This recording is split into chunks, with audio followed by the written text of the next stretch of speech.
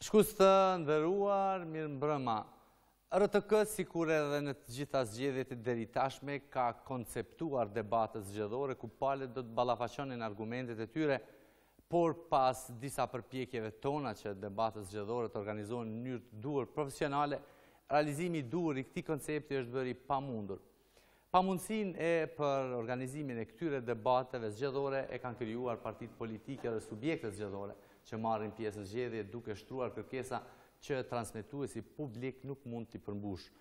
Mirë po në mënyrë që audienca jonë megjithatë të njihet me programet e partive të subjekteve zgjedhore, kemi vendosur që të organizojmë një tjetër formë të prezantimit të ofertave elektorale, e cila po ashtu do të jetë brenda kornizave ligjore. Sonte kemi ftuar përfaqësuesit e koalicionit LDK AKR Alternativa, me të cilët do të flasim për programin e tyre që ka të bëjë me shëndetësinë. Në panel, sonte, nga Alianca KOSOVA e Re, është Neshat Aslani, mirëmbrëma dhe mirë se erdhët. Mirëmbrëma, mirë se gjejmë. Valbon Krasniqi, nga Lidhja Demokratike e Kosovës, mirëmbrëma dhe mirë se erdhët. Mirëmbrëma dhe mirë se gjetëm. Dhe Albert Lilaj, nga Alternativa, mirëmbrëma dhe mirë se erdhët. Mirë se gjej. Po fillojmë me radhë me juve, zoti Aslani. Çfarë përmban koncepti juaj për shëndetësinë? Pse qytetarët duhet ta votojnë programin tuaj që ka të bëjë me shëndetësinë? Faleminderit për mundësinë e dhënë. Unë fillimisht do t'ju kisha uru fillimin e fushatës. Është një fillim i mbar, po duket, dhe i qetë, siç thamë edhe në fillim, dhe çka ofron koalicioni jonë për shëndetësi, duket se ne edhe jemi të interesuar më tepër për gjendjen shëndetësore të popullit tonë, të qytetarit tonë. Dhe mendoj që mundësit janë mjaft të mëdha për arsye se mendojmë që fondi i sigurimit shëndetësor të funksionalizohet, të kemi një rritje të buxhetit, të shkojmë me një ristrukturim dhe decentralizim të shërbimit shëndetësor, me fuqizim diagnostikës edhe integrimin e diagnostikës në rrjetën globale të profesionistëve shëndetësor, edhe shumë gjëra tjera të cilat e bëjnë të veçantë sistemin shëndetësor dhe shërbimet shëndetësore që do të ofrohen në gjatë mandatit tonë. Besoj që kjo është një mundësi e mirë, pasi që në koalicion jemi me profesionistë shëndetësor, përshëndes kolegët e mi, dhe besoj që kjo kohë është shumë e përshtatshme për të punuar për të mirën e qytetarit tonë, për mirëqenien e tij, për ngritjen e nivelit të standardit edhe të shërbimit shëndetësor në nivel tjetër, ne e thojmë në nivelin digjital. Kështu që besoj gjatë kësaj kohe do të kemi mjaft mundësi të flasim, të zbërthejmë programin tonë edhe të ofrojmë qytetarëve të shtetit tonë një mundësi të mirë për të votuar. Valbon. Fillimisht më lejoni të potencoj edhe në dëshirën e vullnetin e koalicionit tonë për të marrë pjesë në këto debate dhe do të dëshironim që të kemi këtu përballë edhe kolegët tonë profesional nga koalicioni tjetër për të debatuar bashkë programet, por si duket nuk qenë kanë të interesuar për të debatuar për programe dhe ju e dini që edhe kandidati yni i përbashkët për kryeministër të Kosovës, profesor doktor Abdullah Hoti, pothuajse në të gjitha paraqitjet dhe debatet e tij ka dhënë parë rëndësinë e ballafaqimit të ideve për probleme dhe për nevojat e qytetarëve dhe me këtë rast edhe për problemet dhe nevojat e qytetarëve për përmirësimin e sistemit shëndetësor.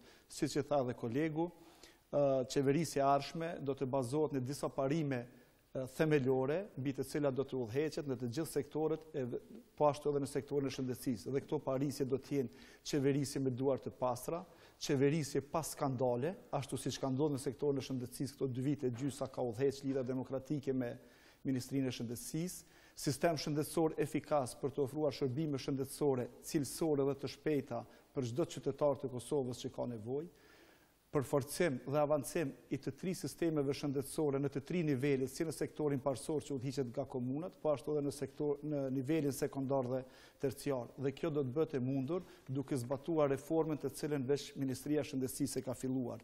Dhe ju e dini tashmë që kjo reformë e Ministrisë së Shëndetësisë bazohet në 4 shtylla kryesore dhe ajo është funksionalizimi i Fondit Sigurimit Shëndetësor. Lejoni të bëj të ditur këtu se tashmë është i themeluar Fondi i Sigurimit Shëndetësor.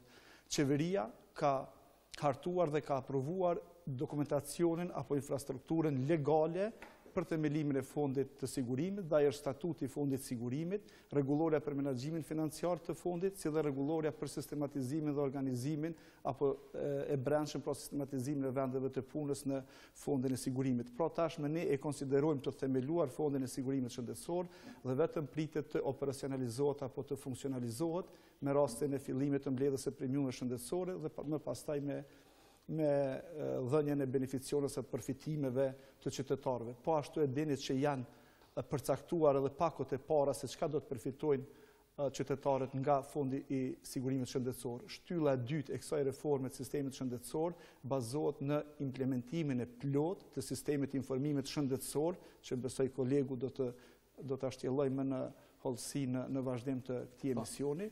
Shtylla e tretë bazohet në funksionalizimin e plot të odave të profesionistëve shëndetësor. Ju e dini që me ligj tashmë janë funksionale 5 oda të profesionistëve, disa nga ato kanë ecë më përpara, disa kanë ngecë në zhvillimin e tyre dhe Ministria e Shëndetësisë ka ofruar të gjithë infrastrukturën e nevojshme që profesionistët shëndetësor të marrin kompetencat e tyre të cilat ju takojnë me ligj.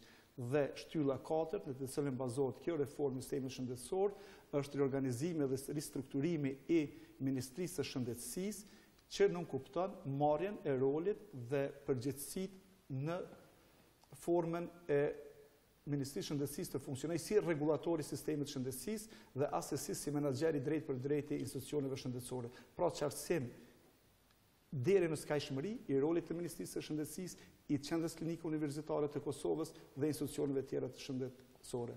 Besoj në vazhdim ne do të kemi mundësi të qartësojmë më shumë edhe këtë qartësim të roleve sigurimet edhe për spitalet, edhe për ministrinë, edhe për universitetin, për gjithat kemi kohë mjaftueshme. Zoti Lila.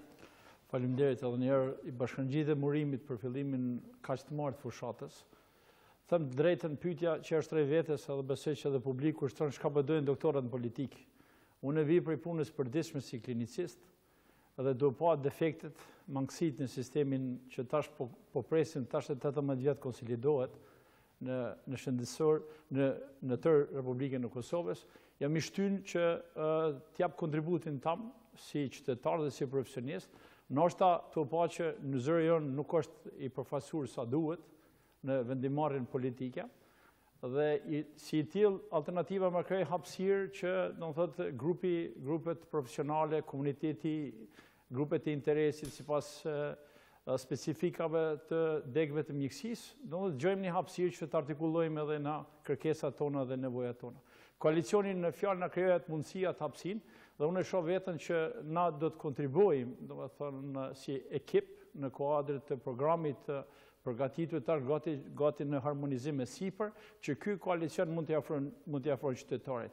Kjo pjesa teorike që kolegët e mi e thanë, do të thotë që shtyllat e riorganizimit janë për pjesë të komunikimit me publiku, po qytetari i thjeshtë Republikës Kosovës ka nevojë të dinë kush janë ata njerëz, kush është ky koalicion, kush është kjo strukturë vendimarrëse në politikën shëndetësore që i garanton një rujtje dhe mbrojtje të shëndetit, një avancim të indikatorëve shëndetësor dhe një garantim që çdo qytetar i Kosovës do të ketë mundësi të ketë akses për trajtim dhe shërbim cilësor dhe kualitativ në institucionet e Republikës Kosovës, pa dallim në sektorin publik dhe në sektorin privat. Domosdo që na jemi të interesuar që gjithë potenciali jonë të jetë i fokusuar në përmirësimin e situatës në sistemin publik shëndetësor, duke pas në fokus rujtjen e shëndetit të qytetarit të Kosovës. A është boball? Unë mendoj që të gjitha partitë politike janë të interesuar këtë. Kjo ka nevojë për një konsenzus, gjithë mbashkëm shoqëror, nuk është breng vetëm e koalicionit tonë, është breng edhe e partive tjera politike. Ideja është cili është koalicioni i cili ka me gjetë metodën, mënyrën dhe rrugën më të mirë. Unë mendoj që LDK-ja dhe alternativa bashkë me AKR-n e kanë, e dinë dhe kanë me ditë si me e çu përpara. Por pa na shkalu edhe një herë po them, kjo është interes shoqëror. Kemi qenë ta na shkalun deri në për vite prej pastutës deri tash. Thuhet që është prioritet nacional shëndetësia, po ju kujtoj, vetëm 9% buxhetit total të Republikës Kosovës është i ndarë ose i dedikohet shëndetësisë. Vetëm 23 euro në ditë qeveria Kosovës deri më tash ndan për kohë banori për diagnostikim dhe trajtim të qytetarit Kosovës. Vetëm 23 euro në ditë. Dhe nëse bëhet një krahasim po ndërprejtur me vendet e tjera të Ballkanit, që është shumë larg, por na do të mundohemi ta analizojmë, jemi të vetëdijshëm për defektet dhe situatën. Na duhet mas pari ta kemi strategjia sektorale punune për Ministrisë së Shëndetësisë, me partnerët, me grupet e interesit, 2017-2020, i definon qartë këto gjëra dhe indikatorët të cilët na duhet i kemi parasysh sa herë që planifikojmë. Por domosdoshmërisht që pyetja është, a ka qytetarë të Kosovës sot që ka kartel të vetën shëndetësore? Jo. A kemi celulat e para ose sistemit informativ shëndetësor, çdo zgjedhje, çdo qeveri që ka ardhur, ka thonë që na do ta funksionalizojmë dhe ky koalicion domosdoshmërisht duhet ta gjejë rrugën dhe ka së përgjigjen bashkë me kolegët që folën përpara, ka përgjigjen grupet punuese tona që ky garanton ky koalicion që për 4 vite të qeverisë son, po kuptoni kandidati për kryeministër profesor Abdullahoti i planet tonë për 8 vite. Nuk mund të presim efektet e reformës në 2 vite ose në 3 vite. Na jepni shansën, na jepni mundësinë që të kallëzojmë që di me bë. Zoti Aslani, të flasim e vazhduam të flasim fillimisht për sigurimet shëndetësore.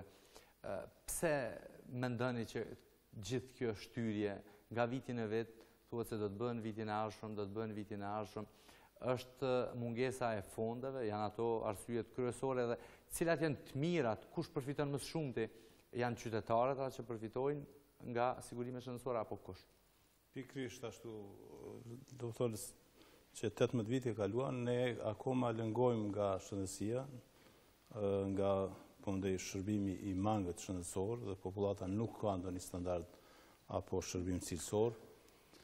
Mund të thëmë se Kosova shëndru si një Eldorado ku jem të vetëdijshëm edhe jem dëshmitar të shumë spitaleve të huaja, të qendrave të huaja edhe në Macedoni, nga Macedonia, Turqia, Serbia dhe tjerë ku Kosovën e shohin si një mundësi të mirë për të bërë biznes, jo për të ofruar shërbime cilësore. Është trishtuese me thonë që besimi i pacientëve edhe i qytetarëve të Kosovës tek shërbimi shëndetësor në Kosovë, tek profesionistë shëndetësor ka humbur.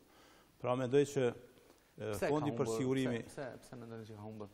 Cilat janë ato arsyet kryesore? Mendoj që është kthyer në biznes. Do thonë shëndeti është kthyer në biznes. Mirë po, është koha e fundit që ne të ngrisim shërbimin shëndetësor në nivel tjetër. Pra të ngrisim standardin e shërbimit. Të kemi kontrollin që ishte edhe doktor Valboni, të kemi odat e mjekëve. Të kemi një kod të etikës, të kemi disa sjellje të cilat ose të fusim edhe betimin e Hipokratit cili është haru që sa vite. Pra ne sot lëngojmë se pacientit i intereson a do të ketë barna, a do të trajtohet mirë kur shkon në spital dhe sa do t'i kushton ajo. Apo nëse kemi fondin për sigurime shëndetësore funksional, sa do t'i kushton e sa do t'mbulohet prej fondit për sigurime shëndetësore. Besoj që jemi në rrugë të mbarë dhe fondi, sipas parashikimeve nga qeveria ekzistuese në ikje, do të thonë mund të hyjë në fuqi nga një koriku apo nëse për shkak kësaj krize mund të shtyhet edhe në janar. Po, Valbon, për sigurimet shëndetësore, nëse flasim, se jemi munduar edhe mediat edhe gjithmonë që të spjegojmë një farforme se cilat janë përfitimet, ku mund, se e dim që përmendi edhe doktori që ka humbur paksa besimi, jo vetëm tek institucionet që janë publike, por edhe tek ato private. Cilat do të jenë përfitimet? Çfarë do të trajtohet me këto sigurime? Sa do të jetë ajo shuma që është para pa, që thoni që është gati që do të mund ta shfrytëzojë një i siguruar? Po, në fakt, më lejoni t'ju them se sistemi shëndetësor në Kosovë dhe shëndetësia nuk mund të ndahet veçmas ose të shikohet veçmas nga zhvillimi përgjithshëm ekonomik i vendit. Dhe zhvillimi ekonomik i vendit është baza kryesore, është themeli për zhvillimin edhe të sistemeve tjera. Dhe ju tashmë dini programin e koalicionit për rritjen e buxhetit deri në 5 miliardë euro. Shumë kolegë edhe në ish partner, po dhe qytetarë nuk kanë besuar se brenda 2 viteve, 3 viteve do të arrihet buxheti në 2 miliardë euro dhe ja tash e kemi. Dhe ne brenda 4 viteve do ta kemi një buxhet prej rreth 5 miliardë euro në nivel të shtetit. Dhe më lejoni që t'ju them se sigurimet shëndetësore janë një projekt i cili do të realizohet sipas planit që cilin e kemi bërë derisa ishim duke punuar ato. Janë bërë të gjitha përgatitjet e nevojshme, përmenda infrastrukturën ligjore, mbeta pa përmendur edhe kapacitetet apo resurset humane të cilat janë duke duke u ngritur brenda fondit të sigurimeve shëndetësore dhe po ashtu është përcaktuar edhe pako apo përfitimet e para të qytetarëve pas fillimit të mbledhjes së premiumeve. Dhe këto do të jenë 3 më kryesore. E para do të jetë furnizim i rregull dhe 100% të gjitha institucioneve shëndetësore, edhe i qendrave të mjekësisë familjare, edhe i spitaleve, edhe i klinikave të QK-s, me gjithë banat dhe nga lista esenciale dhe materialin shpenzues që do të jetë nevojë pacientëve. Do të dalloj me sot se mënyrën e furnizimit, ajo do të jetë më ndryshe? Absolutisht do të dalloj. Sepse edhe sot ndahen mjetet mjaftueshme? Jo, në fakt... Shpeshherë kem pa edhe lajme që blihen barna të tjera, jo ato që nevojitet. Si do të rregullohet kjo që... Po, më lejoni të shpjegoj në detaje. Buxheti aktual i Ministrisë së Shëndetësisë. Dhe më lejoni t'ju them që nga pas lufta, pajtohem me kolegët e mi, që shëndetësia deri në këtë mandat nuk ka qenë prioritet i qeverive të kaluara. Dhe nëse ju kujtohet me Ministrinë e Shëndetësisë, hiç një periudhë të shkurtër kohore kanë udhëhequr partitë minoritare të cilat kanë qenë në koalicion në qeveri. Pra shëndetësia nuk ka qenë shumë prioritet deri në këtë mandat kur është themeluar qeveria në nëntor apo dhjetor të vitit 2014. Dhe kur kemi shkuar në Ministrinë e Shëndetësisë, ne kemi gjetur Ministrinë e Shëndetësisë vetëm me një ligj sigurime shëndetësore të aprovuar nga Parlamenti dhe ligjin e shëndetësisë. Asnjë udhëzim administrativ, asnjë dokument strategjik, asnjë dokument tjetër për themelimin e fondit nuk ka qenë i miratuar. Të gjitha janë përgatitur brenda këtyre 2 viteve. Dhe hapi tjetër ka qenë përcaktimi i këtyre benefiteve dhe me më lejoni të shpjegoj pak edhe buxhetin. Aktualisht, pas sigurimit shëndetësore, ne kemi në dispozicion rreth 22 deri 23 milion euro për furnizim me bana. Nga to shkojnë rreth 6 milionë gjysmë deri 7 milion për kujdesin primar, për qendrat e mjekësisë familjare dhe rreth 15 milion të tjera për spitalet dhe qendrën klinikë universitare. Nga këto 15 milion, 5-6 milion shkojnë për bana citostatike apo për trajtimin e smundjeve maline, pra të pacientave me kancer. Dhe çka kemi bërë ne? Fillimisht kemi punuar me menaxherët e klinikave të kemi një planifikim të mirë dhe kemi një shpenzim racional. Lejoni të përmend një shembull model të suksesit të menaxhimit më të mirë, Instituti i Onkologjisë. Aty pra ku shpenzohen 5-7 milion euro në vit për smundjet kancerogjene. Në vitin 2014 janë shpenzuar rreth 7 milion euro, mbi 7 milion euro, ndërkohë që mbulueshmëria e pacientëve ka qenë shumë e ulët, nuk ka kaluar 60-70%. Me një planifikim më të mirë, me një shfrytëzim më racional të barnave, duke mos hudhur barnat, duke standardizuar mënyrën e dhënies së terapisë, duke thirrur me kohë pacientët në ditët e caktuar për të marrë bana, kemi arritur që me një buxhet prej 1 milion më pak, pra më pak se 6 milion euro të kemi mbulueshmëri deri mbi 90%. Po me këtë buxhet, menaxheri i Institutit të Onkologjisë bashkë me ekipin e vet dhe profesionistët kanë arritur që ta zvoglojnë pritjen e pacientëve për radioterapi në më pak se 3 deri 5 ditë. Bile rastet urgjente trajtohen brenda ditës me radioterapi. A punojnë tërë ditën, zotë? Absolutisht. Pasi u lidhet i kjo se kem pas rast caktuar që në orën 12 mbyllen aparatet, nuk punojnë më shumë apo çfarë? Për radioterapi, për rrezatimin e pacientëve. Po ashtu edhe brajioterapia, një metodë tjetër avancuese e trajtimit me rrezet të këtyre pacientëve, do të funksionalizohet dhe do të fillohet për herë të parë brenda 2-3 muajve. Pra këto dikujt mund t'i duken të vogla, por këto janë shembuj se si duhet punohet bashkërisht si ekip dhe ne si koalicion kemi vendosur të punojmë si ekip. Nuk mundet asnjë ministri vetëm të rregullojë sistemin shëndetësor pa formimin e një ekipe profesionale. Pse po kam edhe një pyetje pastaj të vazhdojmë se pse si të besojnë qytetarët që do të përmirësohet brenda, si themi, nuk po themi brenda natës, mirë po nëse fillojnë që të paguajnë për shërbimet, do ta trajtojë i njëjti mjek, do të shkojnë në të njëjtin vend, do të trajtohet në spital apo në qendrat e mjekësisë familjare. Do të kenë vende të njëjta, nuk jenë ndryshe, nuk do të mund ndryshoj. Jo, do të ketë transparencë. Do të ketë, nëse po më të thjesht për atë deshta edhe për qytetarët që janë po. Me fillimin e mbledhjes së premiumeve, buxheti aktual që ndahet për sektorin e shëndetësisë është rreth 200 milion euro në vit. Rreth 120-130 milion për nivelin sekondar dhe terciar dhe rreth 43 milion për nivelin primar në fond grantit për shëndetësi. Me fillimin e mbledhjes premiumeve në bazë të analizave financiare që kemi bërë bashkë me konsulentët ndërkombëtar të Bankës Botërore, të Fondit Monetar Ndërkombëtar, parashihet që të mblidhen në vitin e parë rreth 60 milion euro nga premiumet dhe në vitet e ardhshme deri në të këto premiume deri në 100 milion euro. Analiza e nevojave për bona dhe furnizim e bona dhe material të bërë nga kolegët tonë shkojnë që kemi diko nevoj për rreth 20-50 milion euro në vetë. Dhe nëse me qeveria tani aktuale ka premtuar dhe është zotuar dhe kjo shihet edhe në kornizën e afatmesme të shpenzimeve, që dhe 3 deri në 4 vite të ardhshme, deri në marrjen e plot të rolit të Fondit Sigurisë Shëndetësore, do të vazhdoj të mbështes sektorin e shëndetësisë me këtë buxhet dhe do të ketë rritje. E dini po ashtu që qeveria, Këshilli për investime strategjike, ka marrë vendim që të hyet në negociata për marrje të kredive të buta deri në 50 milion euro për të pajisur të gjitha spitalet me aparatura diagnostike. Dhe brenda mandatit koalicionit tonë, të gjitha spitalet do të kenë nga një CT dhe nga një rezonancë, së paku. Të gjitha procedura diagnostike do të bëhen unike. Një pacient, ku do që tjetoj, si në Prizren, si në Pej, si në Gjakov, si në Prishtin, do të marrë shërbim shëndetësor unik në qendrat e mjekësisë familjare. Qa kemi bërë, kërkoj falin nga kolegët në Sri Marko, por tani më pa ta një pyetje të shkurt për zotin Valbon. Ju edhe në qeverin që tash është në dorëheqje, keni udhëhequr me ministrin si LDK. Pse nuk ka ndodhur këto ndryshime që po përmendni? Jo, në fakt, e përmendi kolegu, ndryshimet të cilat ndodhin në sistem nuk shihen me njëherë dhe nuk vrejnë me njëherë efekti tyre. Ata që janë brenda sistemit i vrejnë më lehtë. Çka ka ndryshuar? Unë ju thash një ndryshim. Është ndryshim me një buxhet të njëjtë, po të rritet mbulueshmëria deri në 90%.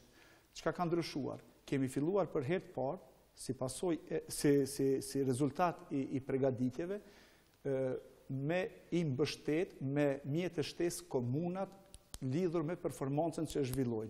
Kemi nënshkruar marrëveshjet performancës me komunën e Prishtinës dhe me 5 komuna të regionit të Prizrenit të ashtuquajtërën pagesën për kapitacion sipas performancës. Dhe këto komuna kanë marrë mjete shtesë nga Ministria e Shëndetësisë, nga qeveria, përmes marrjes nga Banka Botërore, për pacientët që i kanë regjistruar në sistemin e informimit shëndetësor. Pra tashmë ne kemi sistemin e informimit shëndetësor elektronik funksional pilot në komunën e Prishtinës, në komunën e Prizrenit, të Rahovecit, të Suarekës, të Dragashit dhe të Malisheves. Dhe po ashtu është përgatitur skema e banave jashtë spitalore që qytetarët do t'i marrin falas. Çka nën kupton kjo? Qytetarët do të shkojnë në banatoret private në këtë Kosovë, në të gjithë Kosovën, në tërë territorin e Republikës Kosovës dhe do të marrin bana falas, bana nga lista esenciale me përshkrimin e mjekut familjar. Dhe ato bana, Fondi i Sigurimit Shëndetësor do t'i paguajë drejt për drejt banatorës. Pra do të filloj së funksionuri njëherë për gjithmonë marrja banave falas nga qytetarët në banatoret e gjithë territorit të Kosovës. Me zotin Lila do të flasim pak edhe për do doja të shtoj për sigurimin shëndetësor. Pa aty deshta, unë po vazhdoj. Situata konfuze në publik, në percepcion, ajo që unë doktor Valbonit i kisha thonë edhe po tentojmë në harmonizim të programit, është situata ose percepcioni i publikut o tjetër fare. Sidomos në komunikim edhe me Federatën Sindikale të Shëndetësisë, domethënë ku i takojmë domethënë gati 95% të profesionistëve shëndetësor. Ka hezitim në nisjen e këtij veprimtarisë së Fondit Sigurimit Shëndetësor dhe në mes tjerë thotë se përveç ligjit, aktet nënligjore të tjera nuk janë përgatitur. E dyta, si mujmë nisna me Fondin për Sigurim Shëndetësor pa një sistem informativ shëndetësor funksional në tërë territorin e Kosovës. Po mbi të gjitha, hajde këto kemi mundu me bë për gjatë mandatit dhe ju garantojmë këto. Nuk ka çmim puna profesionistit shëndetësor në Kosovë. Janë hartu lista në për vite. Dhe çmimet e shërbimeve ose punës që bën sot një mjek, do thotë na deri sot sistemi shëndetësor ka funksionuar me sistemin e bashkëpagesave. Qytetari për një shërbim të caktuar ka bashkëfinancu në një pagesë simbolike. Nuk është që qytetari nuk ka pagu. Ka pagu në formën e bashkëfinancimit ose bashkëpagesës. Tjetra, qytetari kur ka ankesë, sepse mos ta harrojmë, 30% e popullatës së Kosovës jeton në varfëri, në pragun e varfërisë me 1.73 cent në ditë. Gati 1/3 aty nuk ka mundësi të ketë qasje as më të pagesë, por në sistemin shëndetësor. Dhe kjo çka na po tentojmë, do thotë, jemi koshient për situatën. Dhe sigurimi shëndetësor ose fillimi i veprimtarisë së sigurimit shëndetësor do duhet të jetë finalizim i një përgatitje dhe një konsenzusi shoqëror në mëndaj. Marrja ose fillimi i pagesës së premiumit i përmtuar me një korrekt. Unë besoj se kjo qeveri, doktor, do të vazhdon. Trajtim të njëjtë, pasi e përmendet tek të pakpunët, trajtim të njëjtë do të ketë edhe ai që definitivisht sepse është pagesa, është e njëjtë e barabartë. Sigurim shëndetësor për kujdes themelor, bazik dhe emergjent, në cilën në çdo institucion shëndetësor, qoftë nivelit primar, sekondar, terciar, çdo qytetar i Republikës Kosovës, por ai që është në marrëdhënie pune, ai që ka një pagë në Kosovë, me kontratën që ka detyrimisht, që është i detyruar do të paguajë të bëj pagesën edhe kostën e sigurimit shëndetësor pakos së kujdesit themelor. Pa e mohu të drejtën, që ai mund të ketë edhe një kontratë tjetër për sigurim plotësues. Por ajo që duhet shtoj unë këtu, dhe kjo është kreativiteti i alternativës, që menaxhmenti në Ministritë të Shëndetësisë gjithmonë ka filluar, do të thotë që është punuar edhe përpara, por ky proces nuk është koheziv, nuk është integrues, unë po them, kam punuar një kohë në Komisionin Evropian pas lutjes. Na kemi jap gati 3-4 milionë euro prej 2003-2004 në partneritet me ekspertët të shtuqutur ndërkombëtar, të cilat i vunë në funksion filizat ose celulat e para sistemit informativ shëndetësor. 2017 jemi. Nuk ka sistem funksional informativ. Doktore përmendi pilotimin në Prizren Prishtinë është funksional. Kjo vjen prej feedbackeve që vjen prej terrenit. Unë kam shpresën dhe kam bindjen që kjo do të shtrihet në tërë territorin e Kosovës. Ajo që më shqetëson mu është që profesionisti shëndetësor është i gatshëm, është një punë e madhe, është një punë me plot përkushtim, angazhim, dhe situata është që kërkon imediat, do të thotë, një qasje shumë aktive të Ministrisë së Shëndetësisë dhe institucione në mbrojtjen e dinjitetit. Përderisa nuk ka çmim të verifikuar dhe të aprovun që kjo është çmimi i punës që bën një profesionist shëndetësor, unë mendoj që jemi në një pozicion kur Kosova po ballafaqohet me sfida të tjera, të cilat programi jon do duhet të jap përgjigje, siç është për shembull nga terreni që më vjen insistimi i fuqishëm i gjithëve për decentralizim. Është anakronike. Çfarë centralizimi është shumë i madh, domethënë në institucionet vendimarrëse. Është centralizim në buxhet, centralizim në planifikim, centralizim në ndarje të specializimeve. Kjo politik me këtë koalicion duhet të ndryshojë. Jemi në një situatë ku kemi, do të thotë, edhe ikje të kuadrit të mjekësor. Po do të flasim edhe për kuadrin, desha po të jap edhe zotit Asllani, doktorit, fjalën pak tek sigurimet, pastaj kalojmë në temën tjetër.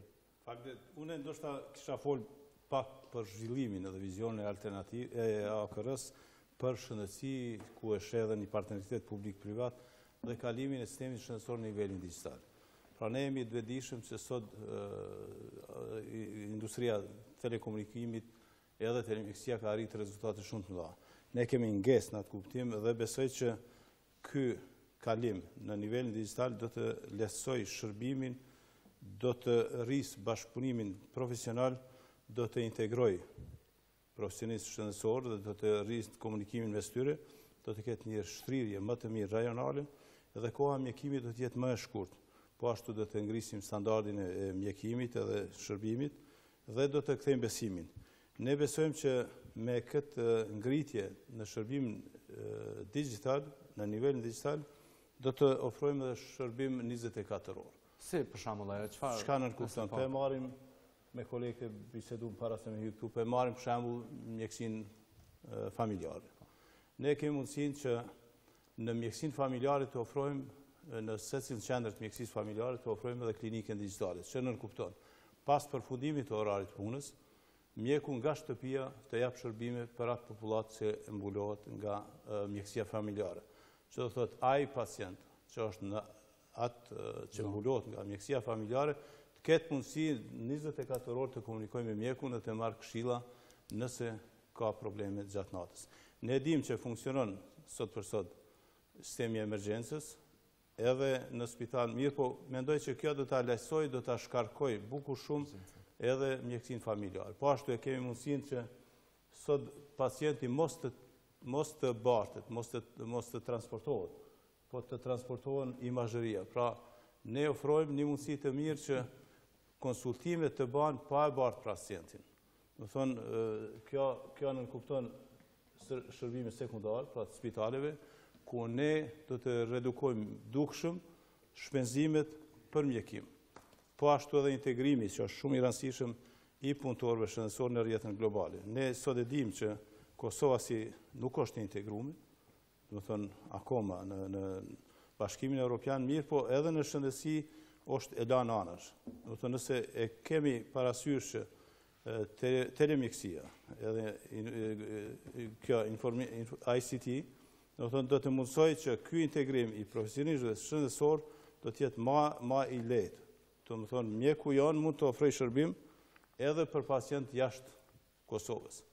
Unë mendoj që mjekësia gjatë mandatit tonë, përveç që do të jetë deri me tani ka qenë barë për buxhetin, unë mendoj që mund të kthehet edhe në përfitues të buxhetit. Do të thonë mos jetë barë vetëm për buxhetin, po profesioni shëndetësor të jenë edhe lehtësues apo edhe të financojnë të bëjnë të hyra për vendin tonë.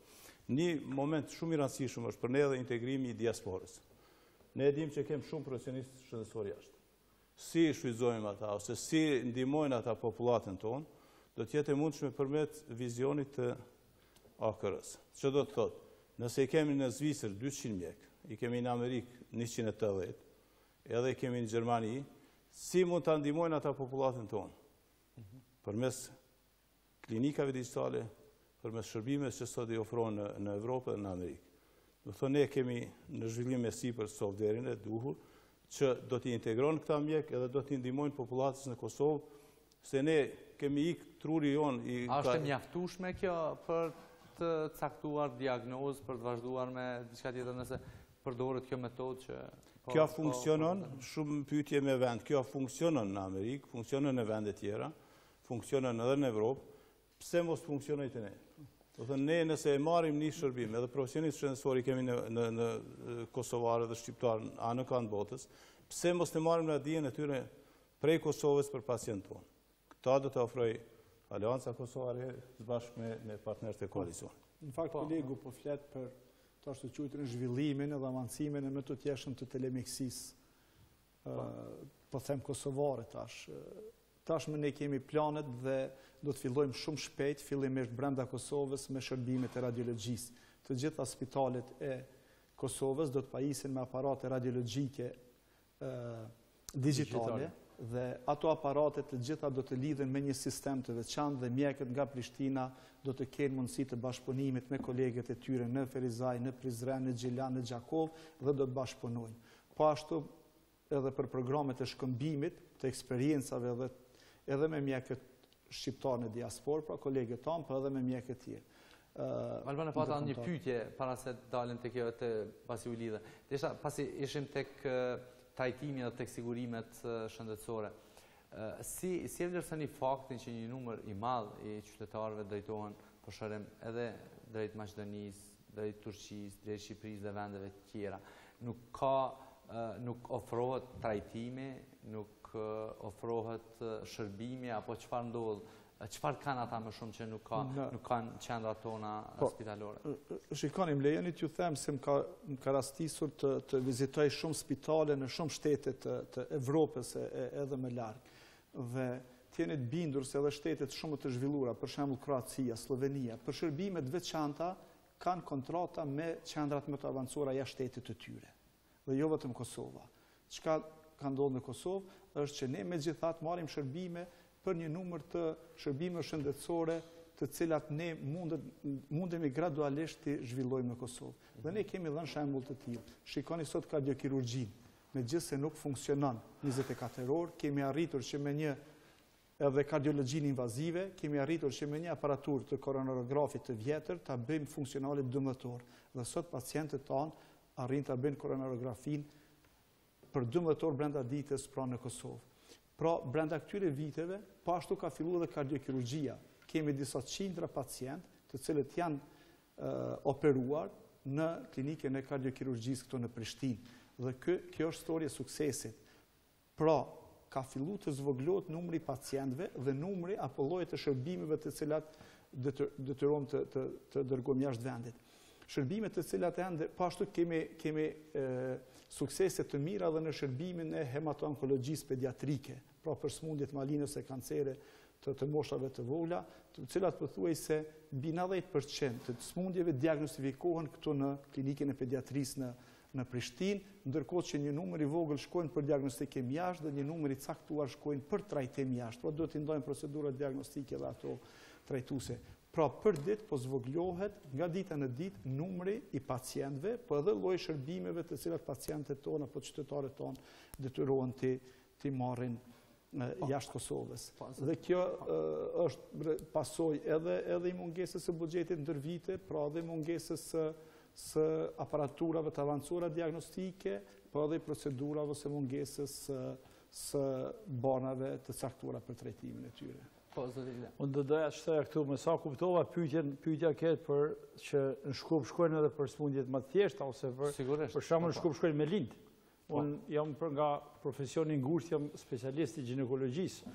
Dhe shkumi në Shkup për lindje, për procesin e lindjes, që është një proces fiziologjik, kur në Kosovë shkalla ose e lindshmërisë, ose kemi vetëm për vitin e kaluar, do thotë 27.000 lindje, kur numri i lindjeve shumë i madh nëpër spitalet tona dhe klinika nuk arsyeton shkumin e qytetarëve. Unë mendoj që sistemi shëndetësor në Kosovë, kjo është evidente, nuk ka krijuar mehanizëm, instrument për sistem të marrjes së pagesës. Shumica e qytetarëve të Kosovës që realizojnë këtë luks janë dikushi. Dhe ata kanë ose kartel sigurimit shëndetësor privat nga kompanitë tashmë që operojnë dhe që grumbullojnë me miliona euro në Kosovë, pa asnjë feedback në sistemin shëndetësor në Kosovë dhe janë mbledhës të fondit në Kosovë, për qytetarëve të Republikës Kosovës, që punojnë në ndërmarrje publike me pagesa më të mëdha, në korporata apo në organizata ndërkombëtare, dhe një pjesë e vogël, një përqindje e vogël e kosovarëve që kanë standarde mbi mesatare. Shikoni, unë dua të tërheqë vëmendjen, jemi të vetëdijshëm. Na po ndërtojmë një sistem pa sistem, në kuptimin shoqëror, një sistem kapitalist pa klasë punëtore. Po pse te kjo nëse lidhni te kjo deshta tani pastaj vazhdoj. Po pse është nuk ka spital, jo absolutisht jo. Mund ka thënë pacientët e mi, doktor, unë shkoj në Shkup, se nuk nxjerri asnjë pagesë për gjepin. Nuk bëj asnjë pagesë timin personale. Po tjetër mund ta bëjë edhe në spitalet tjera. Po jo, nuk ka ku me pagu, nuk ka sistem funksional që ja merr pagesën se sa është lindja në Shkup ose në spitale private. Në spitalet private në Kosovë, të cilat do të thotë pas një kriter ose ka filluar një numër i madh spitale, tashmë është zona me spitale private speciale ginekologji ku realizohen edhe lindjet, do thotë e cila do duhet që ato në mes vetit ulen dhe të folin sa është e leverdishme ose në aspektin kost efektiv dhe sa është funksionale për ato shërbime, ende jemi domethënë në pritje të ofrimit të një sistemi gjithë përfshirës ku edhe qytetari që ka kartel sigurimit privat, sigurim shëndetësor privat, mund të realizon lindjen ose në sistemi publik ose në sistemi privat. Po në një pyetje të shkurt, zoti Lila, për zotin Lila pasi punon aty deshta pasi ulë te kjo. Si do të trajtohet kur një qytetar do ta ketë edhe ai që punon, që paguan sigurim, edhe ai që s'paguan ka kartelin e njëjtë sigurim shëndetësor. Vije në spital, trajtohet. Ai mjeku nuk e din që a ka pagu ky apo nuk ka pagu, mirë pa e ka kartelin e njëjtë. Si okay, cili do të thonë trajtimi si do të bëhet trajtimi për shembull, se ai nëse pagun ai mund të thotë që unë kam paguar ose shkoj tek një klinikë private ose a din si do të jetë kjo. Në fakt këta sqaron Fondi i Sigurimit Shëndetësor. Me ligjin për sigurimin shëndetësor, të gjithë qytetarët janë të obliguar të kenë sigurim shëndetësor. Për ata të cilët janë marrëdhënie pune dhe sigurojnë të ardhura, paguajnë premiumin e caktuar në shkallën e përcaktuar me legj, ndërsa për të papunësuarit paguan qeveria përmes mekanizmat të vet. Pra dhe kategori tjera. Çdo qytetar i Kosovës do të jetë i mbuluar me sigurim shëndetësor. Dhe i garantohet sigurimi shëndetësor dhe i garantohet me këtë sigurim shërbimet themelore shëndetësore. Po më lejoni të them pak edhe për dukurinë e shkollës së pacientëve jashtë, ndoshta edhe për shërbimet të cilat janë këtu.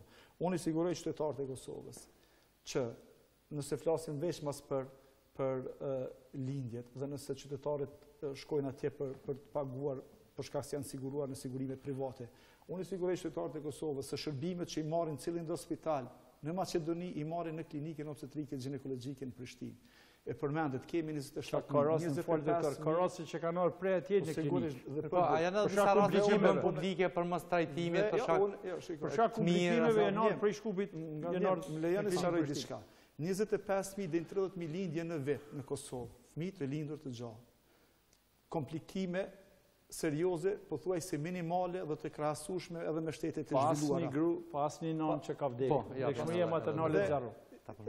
Ulja shkallës së mortalitetit të vdekshmërisë së foshnjeve për shkaqe perinatale dhe postnatale, pothuajse në ulja në vlera dyshifrore, në më pak se 10%, këto janë storie të suksesit dhe duhet të çmojmë dhe të vlerësojmë punën e secilit profesionist shëndetësor, qoftë në ginekologji.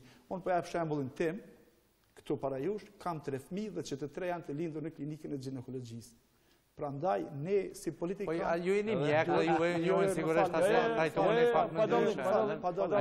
Dhe ne si politikanë duhet japim mesazhe shumë të qarta dhe duhet japim jo mesazhe premtuese, por ta tregojmë realitetin dhe ky është realiteti.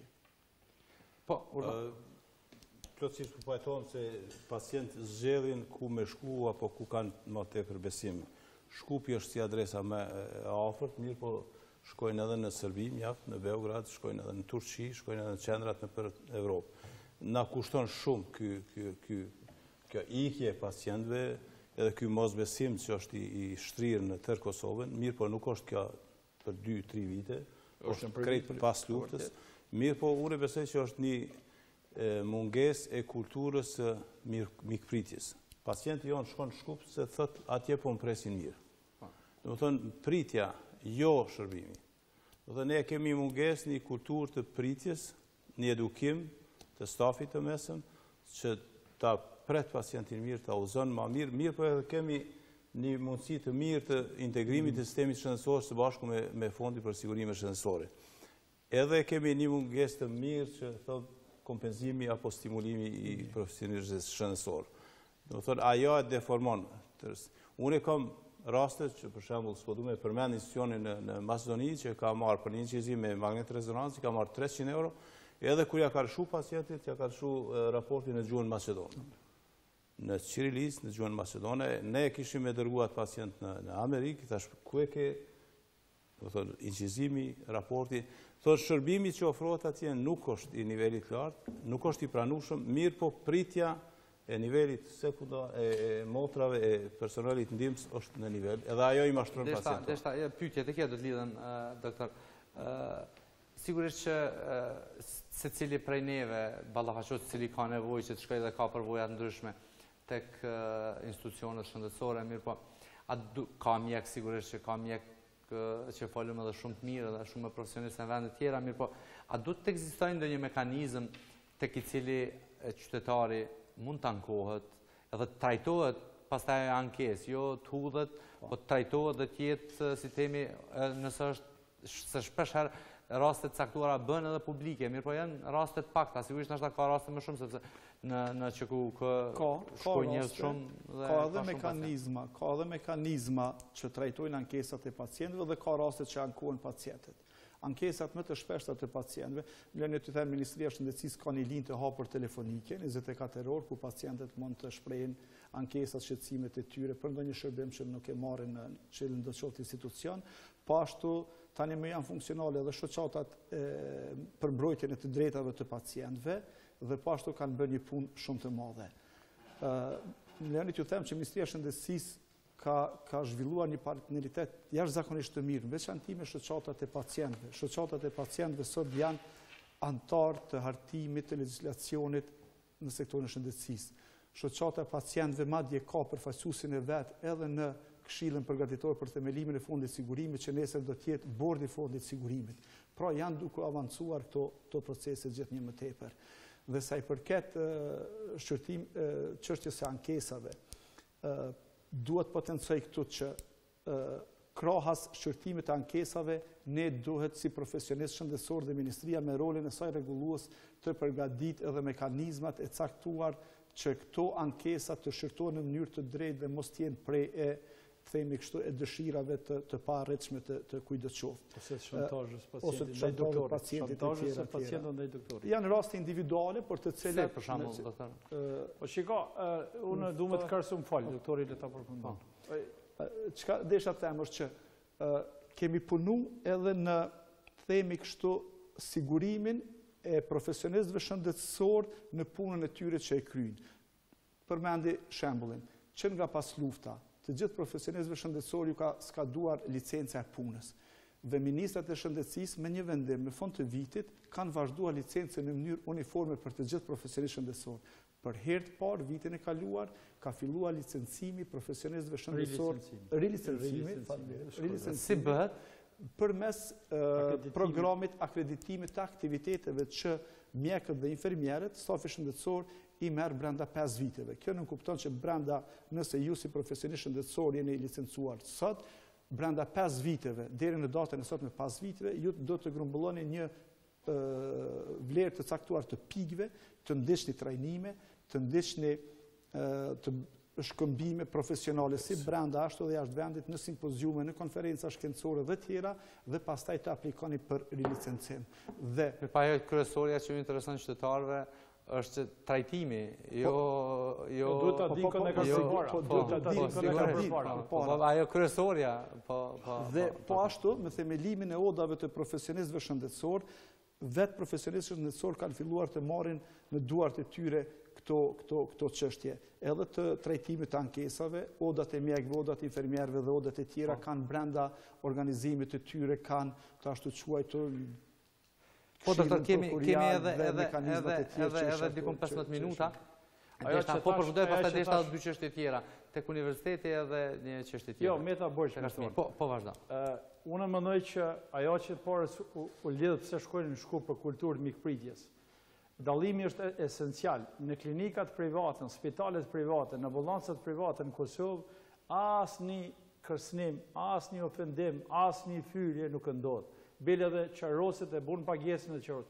Kjo ndodh në institucionet publike. Është punë e mundimshme.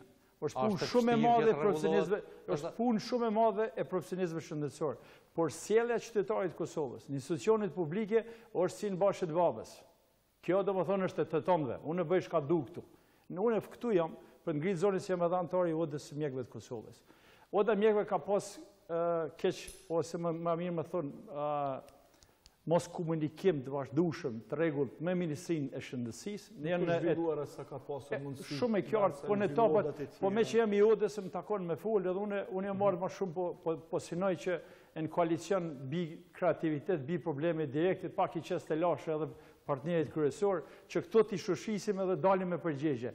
Në kundërtën muj me fut në lejthitje gjithë qytetarët e Kosovës, sepse po bom kështë nuk i shojmë në problemet. Oda e mjekëve të Kosovës hala në stat është në funksionalizim, hala nuk e ka marrë këtë pjesën e kompetencave, i ka Ministria e Shëndetësisë, po unë e garantoj që alternativa përfaqësuar në koalicion me LDK dhe AKR-n, oda do ta ketë përkrajën e plot për Ministrinë e Shëndetësisë. Oda mjekëve është boshti, oda infermierëve dhe gjitha oda tjera, por në veçantë duhet të falenderoj sepse numri më i madh i personelit shëndetësor janë personeli mesëm, i cili sot në 2 fakultete nëpër Kosovë, Universitetin e Prishtinës dhe Universitetin e Gjakovës, tashmë po avancuan me përfundimin e fakultetit në bachelor, janë kandidatë në master. Do të flasim për sistemin, do të vazhdojmë, pastaj do të kalojmë me zotin Aslani sistemin arsimor sa i përket para fakulteti mjekësisë dhe që përmendi edhe ai i mesëm. Është dalin mjek të mirë, profesionist të mirë, nga specializant të mirë, nga Universiteti i Prishtinës? Po, me thënë drejtën ankesat e shumëta të pacientëve, se ne nëse dëshirojmë ta përmirësojmë sistemin shëndetësor, ne duhet të shiqojmë ankesat. Duhet të shiqojmë ankësit edhe aty ku ne kemi dështu.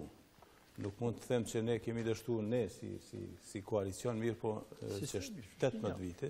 Do thënë, dështimi në shëndetësi është i dukshëm, edhe ajo reflektohet edhe në sistemin e edukimit. Pra, edhe në shkollat mesme, po ashtu në fakultetin e mjekësisë, edhe në matutje në edukimin e vazhdueshëm në specializime. Jemi të manget, kemi shumë mungesa, po mendoj që gjatë koalicionit tonë do të kemi disa mundësi me përmirësu, me ndiku mirë, po koha shumë e shkurt.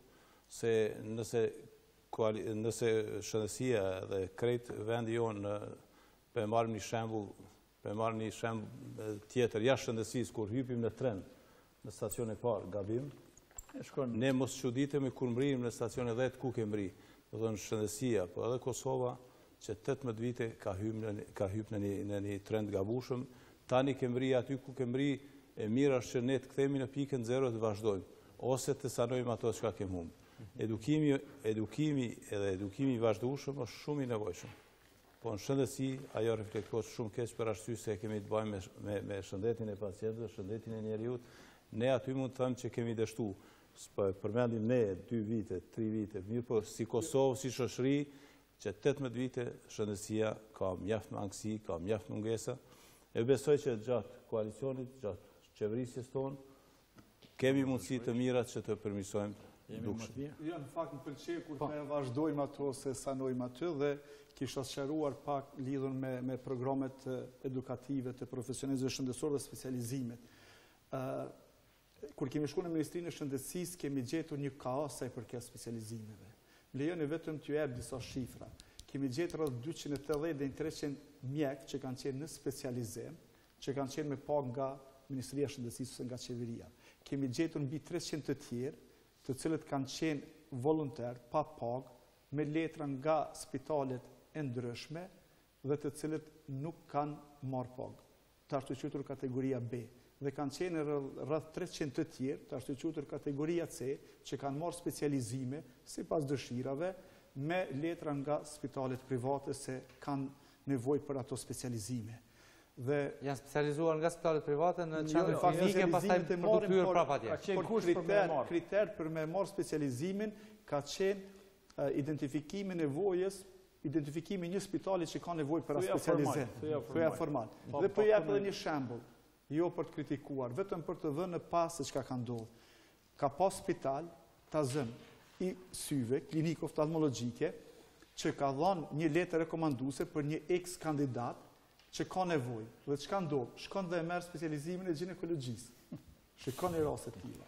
Ose me Mitrovicën që është ose me Mitrovicën që është abuzuar. Ose raste të tjera. Pse kemi një themi kështu dikun tepër specialist ose mjek të fushave të caktuara dhe dikun kemi mungesë. Kemi mungesë në mjekësi emergjente. Një numër të caktuar sa kemi në mjekësi emergjente, kemi në anesteziologji. Dhe a dini pse ka ndodhur kjo?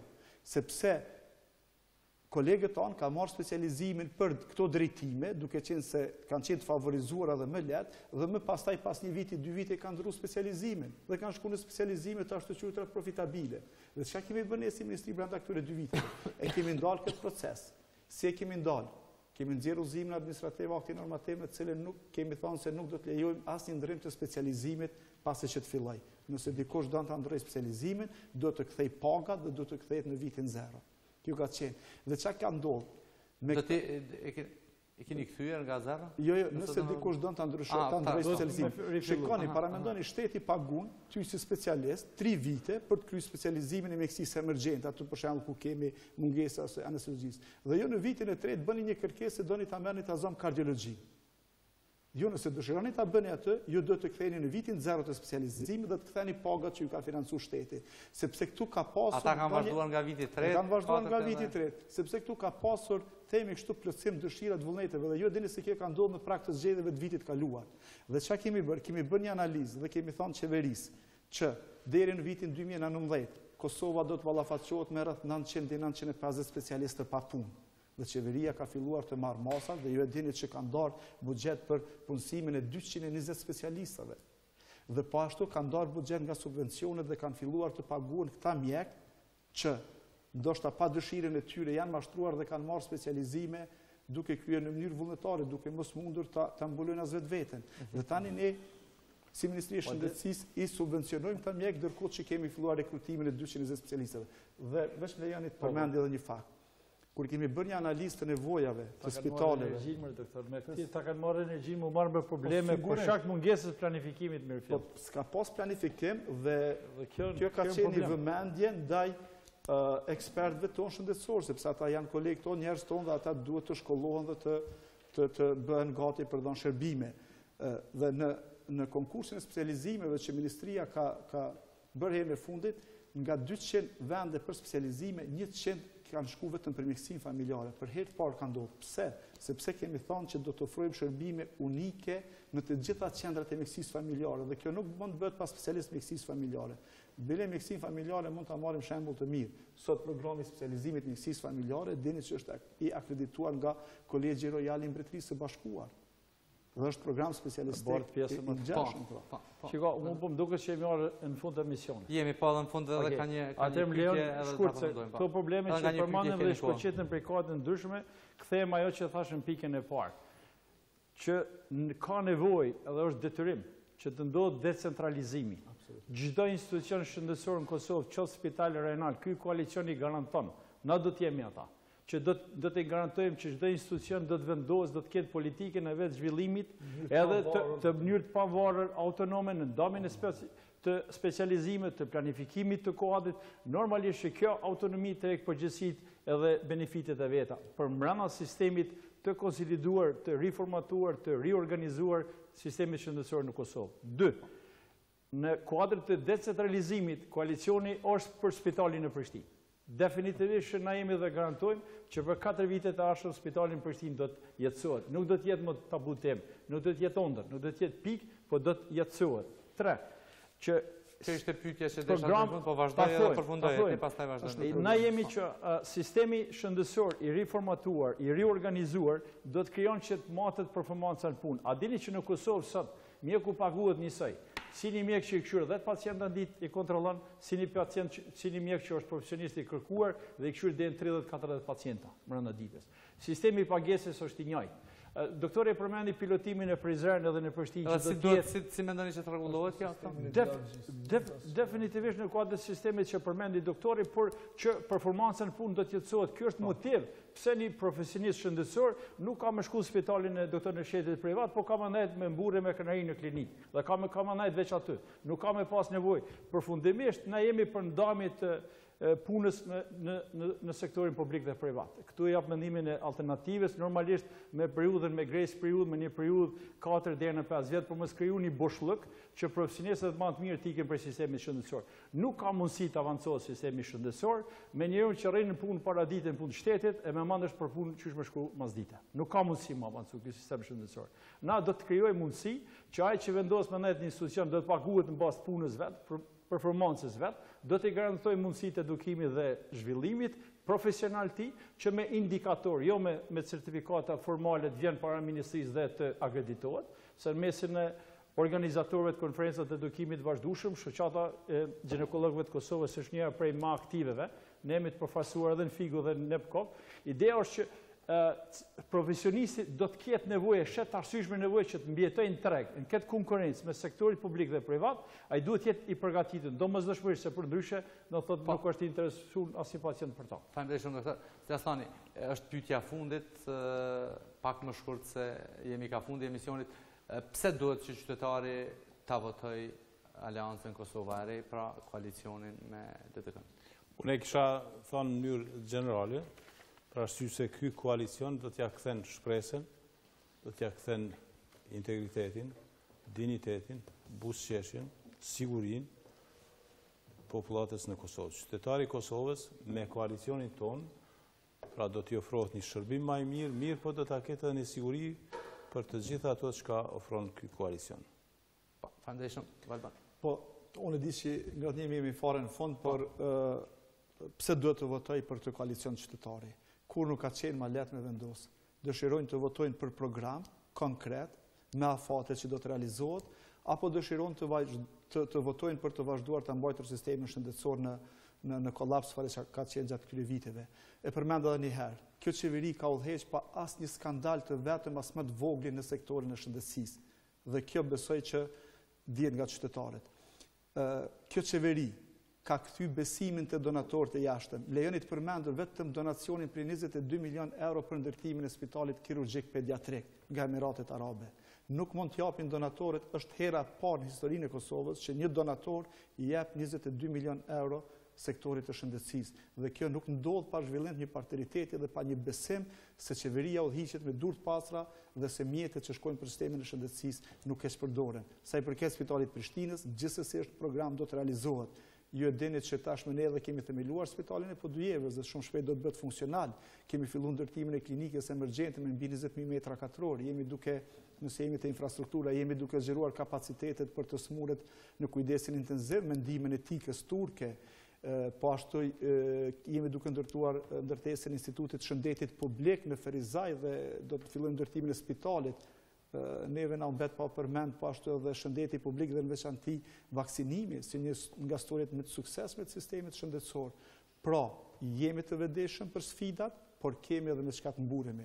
Dhe pse duhet ta votojnë qytetarët fare thjesht? Do të fillojnë të marrin bana falas në banatore, qytetarët, nuk do të blejnë me asnjë banë, asnjë spital të Kosovës dhe punëtorët shëndetësor do të fillojnë të paguhen për punën e tyre që bëjnë në bazë të performancës, matjes së performancës së tyre. Faleminderit shumë, zoti Lile, faleminderit shumë. Po do në një minutë. Nëse më lejo, shkurt në minutë. Unë i drejtohem qytetarit thjesht Republikës Kosovës, i drejtohem profesionistit shëndetësor, pavarësisht çfarë niveli është, prej atij punëtorit thjesht teknik, përcjellës mamive, motrave, infermerëve, profesorëve, kolegëve, specialistë. Votoni për koalicionin, votoni për mu, votoni për alternativën, ballhapur e kërkoj votin juaj, që të jem zëri juaj edhe i profesionistit dhe qytetarit thjesht për të bërë ndryshimin përbrenda Parlamentit të Kosovës. Doktor, faleminderit shumë, Balban, faleminderit shumë, zoti Aslani, faleminderit shumë që ishit sonte pjesë e këtij debati ku folëm për shëndetësinë. Shikues të nderuar, faleminderit që na ndoqët, natën e mirë.